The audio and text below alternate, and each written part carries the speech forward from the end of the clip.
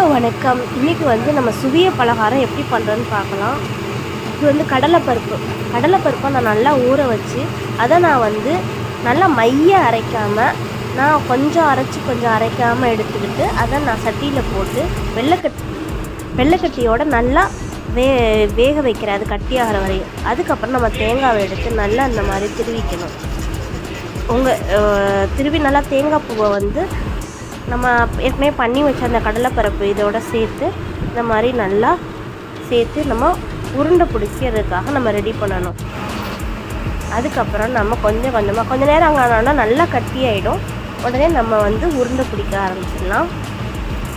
Side by side நம்ம இது வந்து இதுக்குன்னே வந்து தனியாக மாவு அரைப்பாங்க, பச்சரிசி மாவு எல்லாம் சேர்த்து. நான் அப்படி பண்ணலை, எனக்கு அந்த மாதிரி பண்ண தெரியல. அதனால் நான் மைதா மாவில் சுவியம் பண்ணுறேன். இது வந்து ப்ராப்பர் மெத்தடு கிடையாது. இது இங்கே எனக்கு அந்த மாவு பண்ண தெரியாதனால மைதா மாவில் போட்டு பண்ணுறேன். இது நீங்கள் கோதுமை மாவுலேயும் பண்ணலாம், மைதாலேயும் பண்ணலாம்.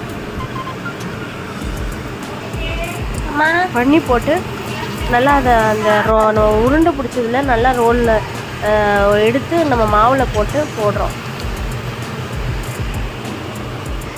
நம்ம ஏரியா வந்து காரைக்குடி தேவைப்பட்ட, அதனால் என் மாமியார் வந்து என்னை நம்பி ஒரு பலகாரம் பண்ணி கொடுன்னு கேட்டாங்க. அதனால் நான் வந்து சுவியத்தில் இப்படி பண்ணி கொடுத்தேன்.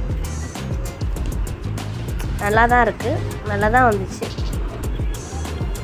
சூப்பர் டேஸ்ட்டாக இருந்துச்சு. நீங்களும் உங்கள் வீட்டில் ட்ரை பண்ணி பாருங்கள்.